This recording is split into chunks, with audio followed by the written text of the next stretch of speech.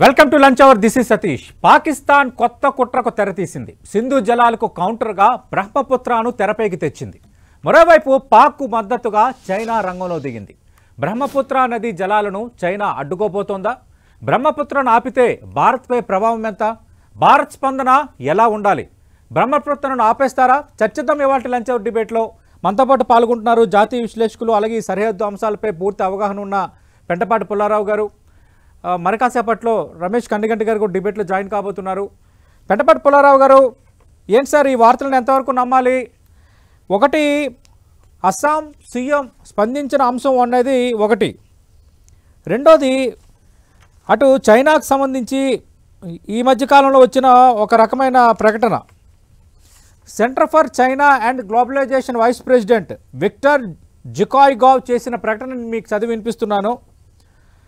China Brahmaputra నదిని ఆపగలదు, భారత్ సింధు జలాలను ఆపడం పైన ఆయన స్పందన ఇది. ఇవన్నీ చూస్తున్నప్పుడు ఏమనిపిస్తుంది sir? Already China south north దక్షిణాది నుంచి ఉత్తరానికి బ్రహ్మపుత్ర నది నుంచి ఆల్రెడీ తీసుకెళ్తున్నారు టనల్స్ ద్వారా, కెనాల్స్ ద్వారా. ఇది కొత్త ఏం కాదు. వాళ్ళ లాంగ్ టర్మ్ ప్రాజెక్ట్ మొత్తం బ్రహ్మపుత్రల నీరు వాళ్ళే వాడుకోవటానికి. గత చరిత్రలో మేకాంగ్ నది అని ఉన్నది, 7 ఆసియన్ దేశాల్లో వెళ్తాది. ఆ నది టిబెట్ లో ఇలాగే స్టార్ట్ అవుతే వాళ్ళు ఆఫ్ చేసి అంతా తీసుకున్నారు, మిగిలిన పంపిస్తారు. చైనా కొత్తదేం కాదు, చైనా చేస్తాను అని అందరికి తెలుసు. చేసినా భారతదేశానికి నష్టం లేదు.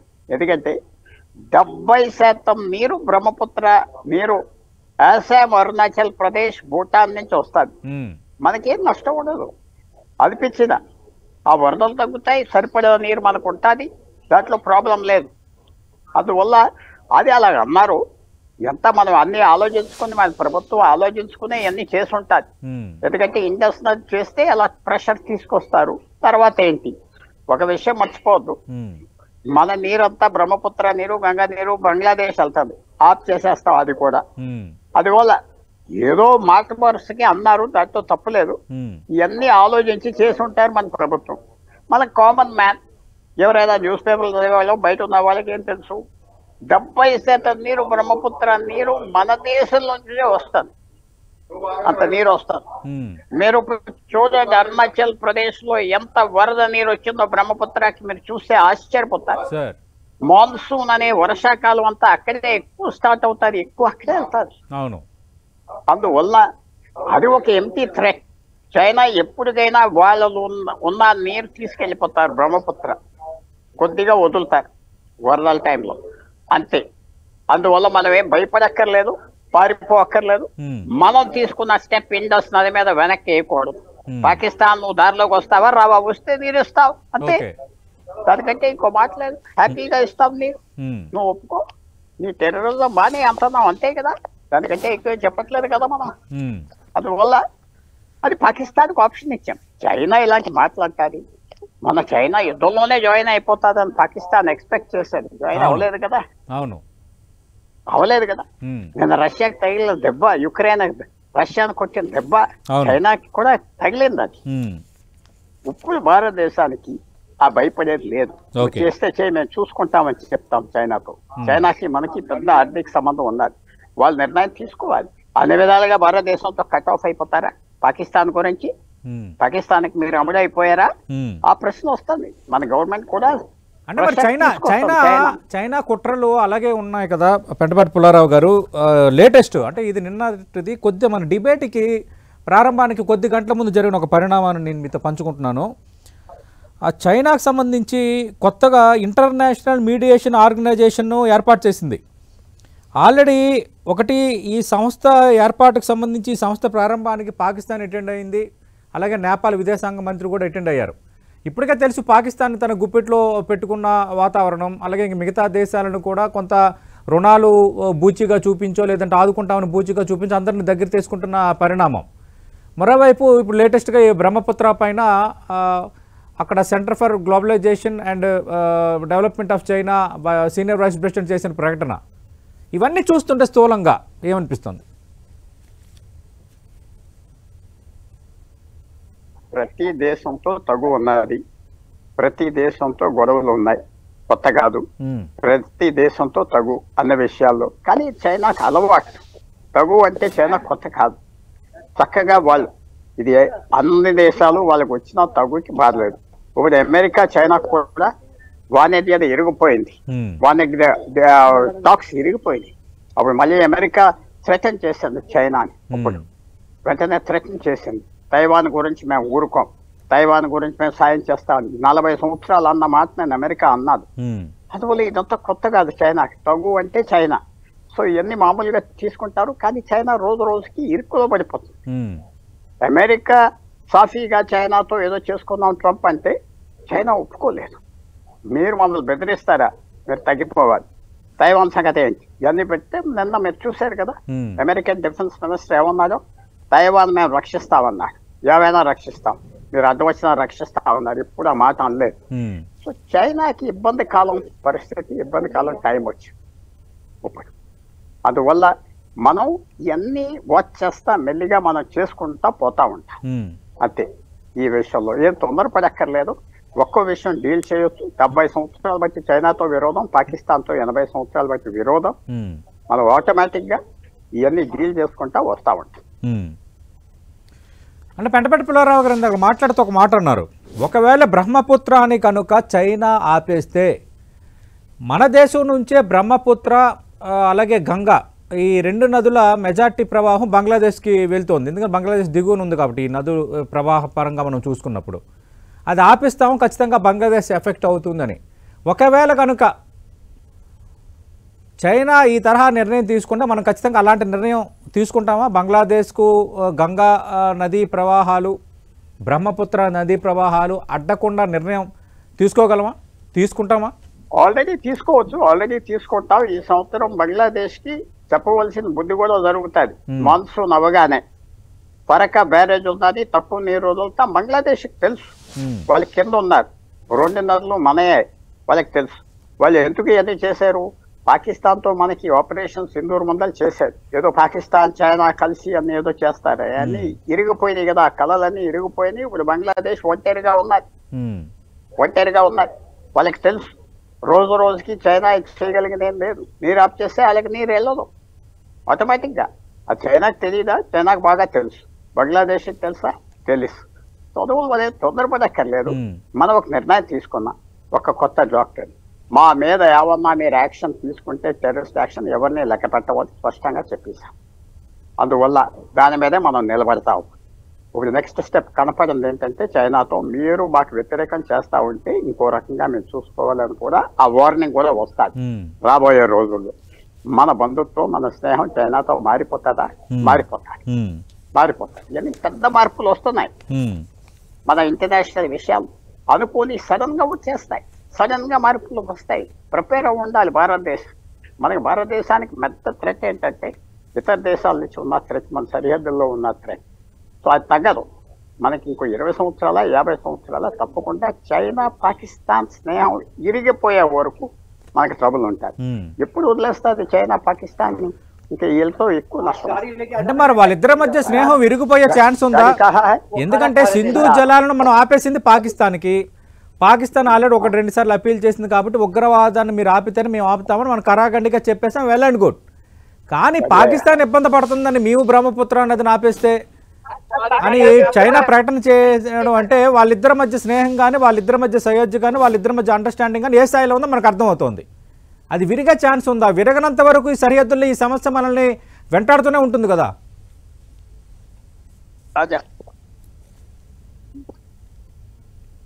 పుల్లారావు గారు, హలో, రైట్. పుల్లారావు గారితో మళ్ళీ మాట్లాడే ప్రయత్నం చేద్దాం.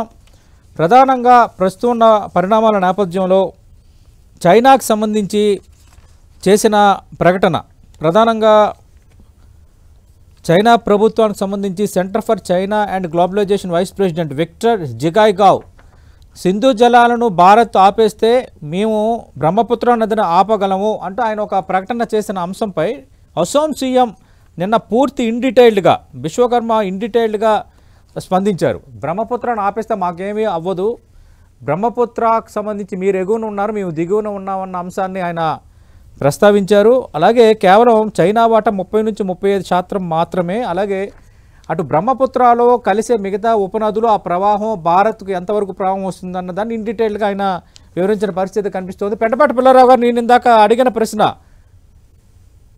రైట్, మళ్ళీ పుల్లారావు గారితో మాట్లాడుతుంది. ఇప్పుడు స్మాల్ బ్రేక్ తీసుకుందాం. బ్రేక్ తర్వాత బ్రహ్మపుత్రను ఆపేస్తారు, ఇదే అంశంపై డిబేట్ను మరింత ముందుకు తీసుకుపోదాం.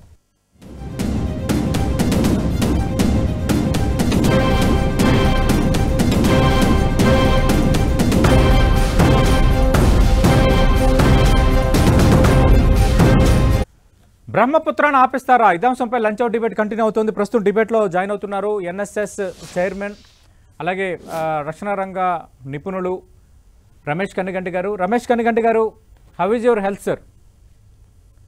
Fine sir, thank you sir, thank you. Right sir, Ramesh Kanniganti గారు, మనం చూసాం నిన్న అసోం సీఎం ఇన్ డీటెయిల్డ్గా చేసిన ఒక ట్వీట్ కానీ ప్రకటన కానీ కావచ్చు, బ్రహ్మపుత్ర నదిని మీరు ఆపలేరు, మీరు వాడుకుంటుంది మీకు ఉన్నది 30 to 35% మాత్రమే, అది వస్తూ ఉపనదులు కలవటం వల్ల భారత్లోనే దాని ప్రవాహం ఎక్కువగా ఉందన్న విషయాన్ని ఆయన ప్రస్తావించారు. అయితే దీనికి ముందు ఏం జరిగిందిరా అని మనం ఆరా తీస్తే, కరెక్ట్గా ఒక 4-5 రోజుల కిందట center for China and globalization vice president Victor Zhikai Gao చేసిన ప్రకటన, సింధు జలాలను భారత్ ఆపేసింది, ఏం మేము బ్రహ్మపుత్ర నదిని ఆపలేమా అంటూ ఆయన ఒక ప్రకటన చేశారు. నిజంగా అంతవరకు చైనా ఉపక్రమిస్తుందా అన్నది నా మొదటి ప్రశ్న. 2, బ్రహ్మపుత్రను ఆపితే మనం ఎఫెక్ట్ అవుతుందా, బ్రహ్మపుత్రను ఒకవేళ ఆపే లాంటి చర్యకు పాల్పడితే మనం ఏ విధంగా రెస్పాండ్ అవ్వాలి? బ్రదర్ సతీష్, చాలా ఇంపార్టెంట్ క్వశ్చన్స్ లేవనెత్తారు మీరు. 100% రెండు దేశాల మధ్య ఈ వాటర్ డిప్లొమసీ ఏదైతే ఉందో, వాటర్ డిప్లొమసీ కనుక ఫెయిల్ అయితే అదొక వాటర్ వార్ గా పరిణామం చెందే క్రమం తప్పనిసరిగా మనం రెడీ అయి ఉండాలి. ఎందుకంటే భారతదేశానికి చైనాకి మధ్య ఉన్న geopolitical, geostrategic, security, defence, bilateral issues మొత్తంగా పరిగణలోకి తీసుకున్నప్పుడు చైనా యొక్క ఇంటెంట్ కానీ, చైనా కంటెంట్, చైనా క్యారెక్టర్ ని మనం గమనించినప్పుడు కమ్యూనిస్ట్ పార్టీ లెడ్ చైనా 100% ఏవైనా చేసే అవకాశం ఉన్నది. కాబట్టి we have to be very well prepared for any kind of eventualities అనేది మట్టికి ఒక అండర్లయింగ్ సిచ్యువేషన్. నెంబర్ 1. నెంబర్ 2, అన్నిటికన్నా ముఖ్యమైనది, బ్రహ్మపుత్ర హైట్ లో ఉండటం మూలాన అది టిబెట్, చైనా పైనుంచి కిందకి మనకి భారతదేశం లోపలికి రావడం మూలంగా తప్పనిసరిగా చైనా ఒక రకంగా ఆపే అవకాశం ఉంటుంది. Definitely there is every possibility. కాబట్టి మనము ప్రిపేర్ అయి ఉండటం చాలా ఇంపార్టెంట్. ఎందుకు, పాకిస్తాన్ చైనా మీద ఒత్తిడి తీసుకురావచ్చు, చైనా పాకిస్తాన్ ఒత్తిడిని ఒక సాకుగా తీసుకొని, ఒక ఎలిబిగా, ఒక కాజ్ గా తీసుకొని మీరు చేపట్టిన సింధు నది జలాల విరమణ ఏదైతే ఉన్నదో, ఆ water sharing between India Pakistan, దాని మూలంగా మా చైనా కూడా దెబ్బ తగులుతుంది. ఎందుకంటే చైనా పాకిస్తాన్ ఎకనామిక్ కారిడార్ ద్వారా త్రూ పాకిస్తాన్ మా చైనా నుంచి ఎన్నో లక్షల కోట్ల విలువైన గూడ్స్ గ్వాదర్ పోర్టుకి చేరుకోవడానికి మా చైనా పాకిస్తాన్ ఎకనామిక్ కారిడార్ ఉపయోగపడుతుంది. మీరు దాన్ని మీరు పాకిస్తాన్ ఇబ్బందిలో పెడతాం మూలాన, ఏది సింధు నది జలాల ద్వారా దాని ఎఫెక్ట్ మా మీద పడుతుంది. కాబట్టి మేము కూడా తప్పనిసరిగా బ్రహ్మపుత్రకి మేము చెక్కు పెడతాం ద్వారా ఆ ఎఫెక్ట్ మీ మీద కూడా పడుతుంది. మీ యొక్క ఉత్తరప్రదేశ్ కానీ, మీ యొక్క నార్త్ ఈస్టర్న్ స్టేట్స్ కానీ ఇబ్బందికి గురవటం మూలన భారత్ కూడా, మీరు కూడా ఇబ్బందికి గురవుతారనే పాయింట్ ని తప్పనిసరిగా చైనా వాడే అవకాశం ఉన్నది. ఒకవేళ వాడే అవకాశమే ఉంటే మనం ఎలా రెస్పాండ్ అవ్వాలి, మన ప్రిపేర్డ్నెస్ ఎలా ఉండాలి? Very good sir, very good brother, మంచి పాయింట్. మనం ఎలా ఉండాలి అనే దాని మీద ఇప్పుడు ఇమ్మీడియట్ గా మనం, అంటే రాత్రికి రాత్రి ఓవర్ నైట్ నదులు మనం క్రియేట్ చేయలేం. కాకపోతే మనము ఒక కొత్త ట్రేడ్ ఆఫ్ అంటే ఒక కొత్త డీల్ ని చైనాతో మాట్లాడుకోవాలి. నదిని అయితే క్రియేట్ చేయలేం కానీ, బ్రహ్మపుత్ర ప్రవాహాన్ని అయితే మనం క్రియేట్ చేయలేం కానీ రాత్రికి రాత్రి, కానీ చైనాతో నెగోషియేట్ చేసుకునే ఆ ఎంగేజ్మెంట్, డిప్లొమాటిక్ ఎంగేజ్మెంట్ అంటారా, పొలిటికల్ ఎంగేజ్మెంట్ అంటారా, లేదా ఎకనామిక్ ఎంగేజ్మెంట్ అంటారా, ఒక ప్యాకేజ్ మాట్లాడుకోవాలి చైనాతో. సో దాని పరంగా మనం చైనాని ఎంగేజ్ చేయాలి. What to talk with China, when to talk, how to talk, and what are the important trade off అంటే ఇచ్చిపుచ్చుకోవటం తెలుగులో. ఏం ఇవ్వాలి ఏం పుచ్చుకోవాలి అనే దాని మీద ఆబ్వియస్లీ మొత్తం డీటెయిల్స్ ఇప్పుడు నేను మీకు చెప్పకపోయినా కొన్ని డీటెయిల్స్ చెప్తాను. మిగతావి కన్సర్న్డ్ మినిస్టర్ నిర్మలా సీతారామన్ గారు, finance minister, and doctor S Jaishankar గారు, లేదా అజిత్ దోవల్ గారు, national secretary adviser to the honourable prime minister, వాళ్ళు మాట్లాడితే బాగుంటది. నా వరకు, నా స్థాయిలో, నా పరిమితిలో, నా పరిధిలో నేను చెప్పేది అంశాలు ఏంటంటే, చైనాతో మనం ఇప్పుడు ఏం చెప్పాలంటే, మీరు గనక తీవ్ర స్థాయిలో మీరు ప్రతిస్పందించి పాకిస్తాన్ని నమ్ముకొని, మీరు సిపెక్ ని నమ్ముకొని, మీరు గనక మాకు బ్రహ్మపుత్ర నది మీద మాకు రావాల్సిన రైట్ కైండ్ ఆఫ్ షేర్ ని మీరు ఆపితే మేమేం చేస్తామంటే ఐమెక్ అంటారు. ఐమెక్ అంటే India middle east Europe economic corridor మనం నిర్మించాం. దేనికి వ్యతిరేకంగా? బెల్ట్ అండ్ రోడ్ ఇనిషియేటివ్ కి వ్యతిరేకంగా మనం నిర్మించాం. ఆ బెల్ట్ అండ్ రోడ్ ఇనిషియేటివ్ లో భాగంగా చైనా ఒక 75 దేశాలతో సంతకం పెట్టించుకుంది. ఏది వాళ్ళకి ఫర్గా, చైనాకి ఫర్గా. వాళ్ళని మేము ఇన్ఫ్లుయెన్స్ చేసి కొంతమందిని ఆ బెల్ట్ అండ్ రోడ్ ఇనిషియేటివ్ లో నుంచి కూడా బయటి లాగే ప్రయత్నం చేస్తాము అని చెప్పటం ఒక ఎత్తు. అంటే ఒక రకంగా ఆ విధంగా మనం ఒక చిన్న థ్రెట్ ఇవ్వాలి వాళ్ళకి. రెండోది ఏం చేయాలి అంటే, మీకు ఎందుకు అన్నెసరీ రిస్క్లు? పాకిస్తాన్ డిపెండబుల్ యాలీ కాదు, Pakistan is a failed state. Pakistan నమ్ముకోవటం మూలన మీరు కూడా కూరుకుపోతారు అధపాతాళలోనికి అని చెప్పడంతో పాటు, మీకు మనకి మధ్య ఉన్న బోర్డర్ డిస్ప్యూట్స్ లో మనం కలిసి కూర్చొని మాట్లాడుకుందాము అనేది రెండో పాయింట్. మూడో పాయింట్, అన్నిటికన్నా ముఖ్యంగా మీ ఎకనామిక్ ఎంగేజ్మెంట్ ఏవైతే ఉందో, తైవాన్ విషయంలో కానీ, మిగతా వియత్నాం విషయంలో కానీ, మిగతా సౌత్ కొరియా విషయంలో కానీ, జపాన్ విషయంలో కానీ, అక్కడ మేము డిప్లొమాటిక్ గా కొంత స్ట్రాటజిక్ సైలెన్స్ మెయింటైన్ చేస్తాము in relation to your issues with those countries అని ఆ విధంగా స్లోగా చైనాని కొంత ఎంగేజ్ చేసే అవకాశం ఉంది. సో సతీష్ గారు, మీరు చాలా సీనియర్ జర్నలిస్టు. మనము ముఖ్యంగా విదేశీ వ్యవహారాల్లో కొన్నిటిని మాత్రమే పబ్లిక్ మీడియాలో మాట్లాడుకోలేము. మిగతా విషయాల్ని మాట్లాడుకుంటే అది అగ్రీ. అయితే ఇప్పుడు నేను ప్రస్తావిస్తుంది ఏంటంటే, ఇప్పుడు చైనాకి భారత్ చాలా బిగ్ మార్కెట్. ఇలాంటి చర్యలకు ఒకవేళ పాల్పడితే, ఒకవేళ చైనా తోక జాడిస్తే ట్రేడ్ పరంగా మనం ఎలాంటి షాక్ ఇవ్వచ్చు? ఏ విధంగా ఎఫెక్ట్ చేయగలం చైనాని? ఓకే, ముఖ్యంగా మనమైతే మ్యానుఫ్యాక్చరింగ్ స్పేస్ లో కానీ, మిగతా సర్వీస్ సెక్టర్ స్పేస్ లో కానీ మనము చైనా మీద తప్పనిసరిగా డిపెండ్ అవుతున్నాము. But at the same time China కూడా వాటి యొక్క ఫినిష్డ్ ప్రొడక్ట్స్ అమ్ముకోవడానికి భారత్ ఒక పెద్ద మార్కెట్ గా ఉన్న మాట వాస్తవం. కాబట్టి మనము కొన్ని ట్రేడ్ శాంక్షన్స్, ఎకనామికల్లీ కొన్ని బిజినెస్ శాంక్షన్స్ చైనా మీద విధించే అవకాశం విధించాలి, ఒకవేళ బ్రహ్మపుత్రాన్ని కనుక అది స్టాప్ చేస్తే, నది పరివాహాన్ని. సో ఎందుకంటే ఆల్రెడీ చైనా చాలా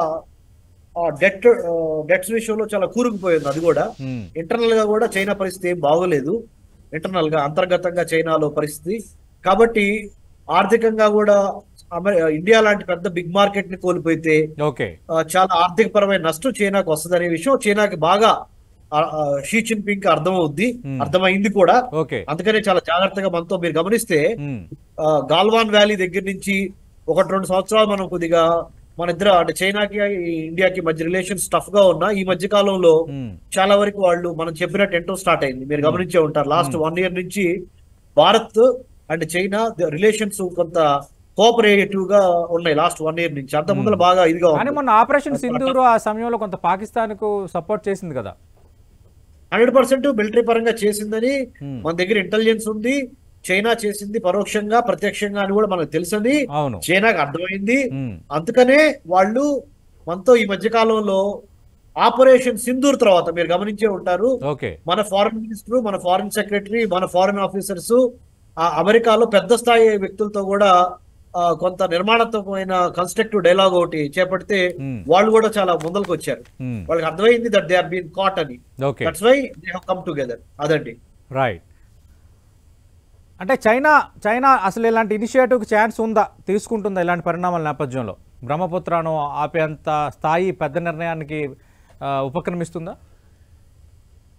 సార్ అది చాలాసార్లు చెప్పినట్టు Satish sir, anything can happen in international relations. No permanent friends, no permanent enemies. We have to be prepared. అది బ్రహ్మపుత్రాన్ని ఆపదా అనే దాని మీద బ్రహ్మపుత్రాన్ని ఆపిందే అనుకొని ఎలా ప్రిపేర్డ్నెస్ ఉంటామో అలాంటి ప్రిపేర్డ్నెస్ తో ఉండాలి. So we have to be like that. Right. Thank you Ramesh Kaniganti garu. ఆరోగ్యం సహకరించకపోయినా మీ టైం 10 TV కేటాయించారు. Thank you. Pentapati Pullarao garu, China తోక జాడిస్తే దానికి తగ్గట్టుగా స్పందించడానికి భారత్ దగ్గర కూడా అస్త్రాలు ఉన్నాయి. మొన్న ఆపరేషన్ సింధూర్లో భాగంగా పాకిస్తాన్కు చైనా ఇంటెలిజెన్స్, చైనా మిలిటరీ సాయం చేస్తుందన్న అంశం భారత్కు తెలిసిపోయింది అన్న భావనలో ఇప్పుడు చైనా కొంత ద్వైపాక్షికంగా స్నేహంగా ఉంటుంది.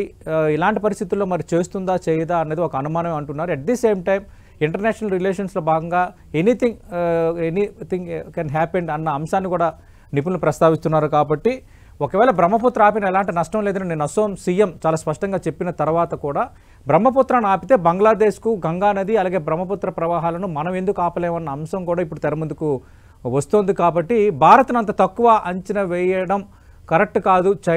చైనా మరి ఈ విషయాన్ని ఇప్పటికైనా గుర్తెరుగుతుందో లేదో let us wait and see. ఇది వాల్టి లంచ్ అవర్ డిబేట్.